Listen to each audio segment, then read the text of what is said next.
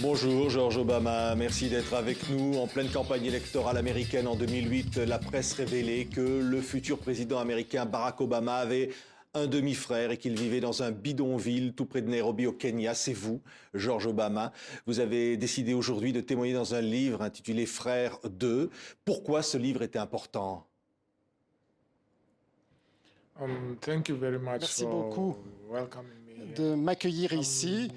Ce livre est très important pour moi parce que je voulais clarifier certaines choses dont la presse a parlé sur moi. L'idée d'un bidonville, c'est très négatif et je ne crois pas que ce soit une bonne perception des choses. Et j'ai donc décidé d'écrire là-dessus afin de clarifier, afin que les gens puissent savoir ce qui se passait dans les ghettos. Et les gens sont des êtres humains, ces gens qui habitent dans les ghettos. Oui, bien sûr. Vous avez vécu dans ce quartier de Nairobi et vous avez tout connu. Vous avez connu la violence, vous avez connu la drogue. Oui, j'ai vécu tout cela en effet. Et ceci dit, ce que j'essaie de faire avec ce livre, j'essaie de clarifier, de dire aux gens, les gens privilégiés, qu'il faut aider ces êtres humains qui habitent dans les bidonvilles afin qu'ils ne plongent pas dans la violence, la drogue, etc.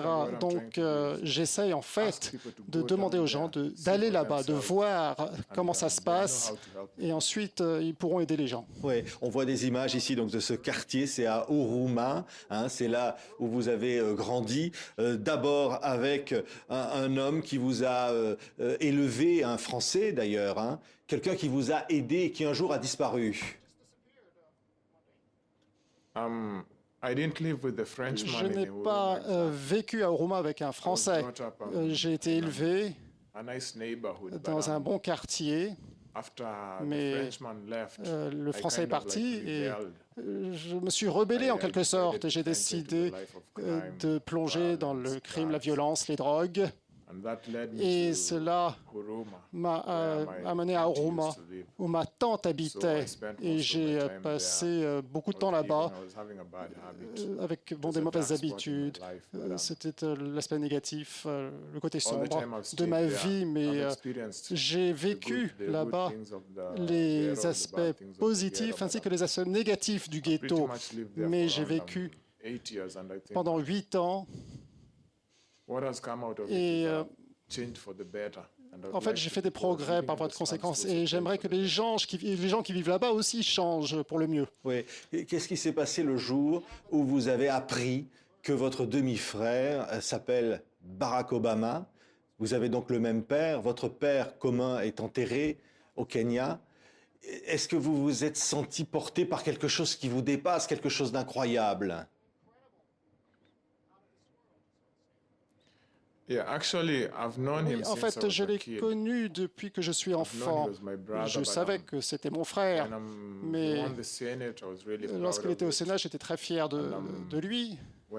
Et lorsqu'il a décidé d'être candidat à la Maison-Blanche, j'étais encore plus fier, car les gens dans ce ghetto, en fait, bon, c'est un bidonville, certes, mais j'ai un frère qui est candidat et c'était vraiment un moment très important pour moi. Ça a eu un grand impact sur ma vie. Oui, il parle de vous dans son livre, dans un livre, il dit que vous étiez un charmant garçon avec une tête bien ronde. C'est ce qu'écrit Barack Obama de vous. Oui, je pense qu'il a parlé de moi dans son livre Rêve de mon père, mais j'avais 5 ou 6 ans à l'époque et je me rappelle l'avoir vu. Mais bon, j'étais tout petit, les images étaient très vagues, j'étais pas vraiment intéressé. Voilà, je voulais jouer en fait et ils m'ont sorti de mon monde avec mes amis et je me demandais qui était cet étranger. On me disait que c'était mon frère. Donc je ne pouvais pas vraiment communiquer, mais ensuite quand j'ai grandi, j'ai pris conscience. J'ai écouté les histoires que me racontaient ma tante et ma mère. Je l'ai connu quand j'étais tout petit. mais on n'avait pas cette connexion, ce rapport. En fait, on ne s'est pas vraiment rencontrés très souvent. Ouais. Et qu'est-ce qu'il représente pour vous? Je pense qu'il représente... En fait, il a eu un grand impact sur ma vie. Et quand on se penche sur ce qu'il a déjà fait, ça me... En fait, je veux revenir au moment où j'ai commencé à me rebeller, afin que je puisse vraiment suivre son chemin, ses empreintes. Mais bon, il y a le temps est passé par là et j'essaie de vraiment faire quelque chose d'autre qui pourrait également avoir un impact sur beaucoup de gens qui vivent dans le ghetto, dans les bidonvilles. Quelque chose qui pourrait aider les enfants également dans les bidonvilles, et afin qu'ils puissent avoir une vie bien meilleure que celle que j'ai eue. Oui, c'est pour ça que vous avez fondé une fondation, une organisation justement pour aider les enfants des rues à s'en sortir. Et ça, c'est un message, j'allais presque dire, c'est d'être le demi-frère de Barack Obama, ça va vous aider à porter ce message pour faire connaître aussi les racines africaines du président américain. Ça va peut-être aider, mais peut-être ne pas aider. Je ne suis pas vraiment sûr, mais j'espère que ça va pouvoir aider les gens. J'ai commencé l'organisation pour que les gens puissent, ou les enfants puissent participer aux activités artistiques, musicales, sportives, les activités communautaires, afin qu'ils puissent quelque chose à faire plutôt que de sortir, d'aller dans les rues et plonger dans la violence, les drogues, afin qu'ils puissent vraiment s'occuper l'esprit lorsqu'ils ne sont pas à l'école.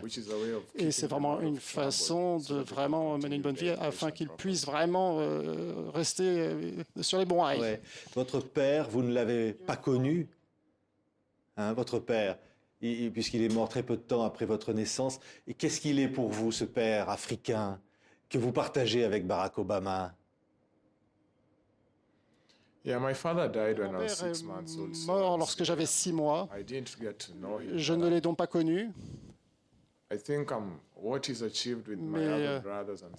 ce qu'il a fait avec mes autres frères et sœurs montre que c'était un père très dédié, très engagé. Je pense par conséquent qu'il a vraiment fait du bon travail. Il a bien éduqué les autres.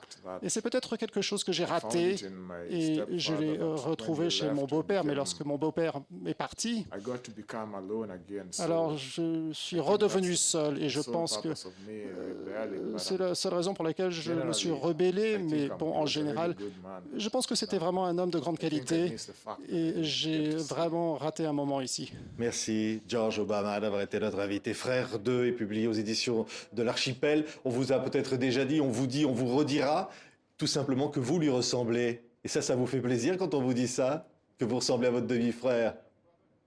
Oui, on me dit ça très souvent. Les gens me disent que je ressemble à mon frère. Mais bon, je ne suis pas sûr quand même. Mais bon, voilà, c'est une opinion. Bon, voilà, c'est à nous de décider en fait. Merci. Mais c'est vraiment bien d'entendre cela, Merci, merci George Obama d'avoir été notre invité. Merci beaucoup. Merci d'avoir pris le temps de me parler.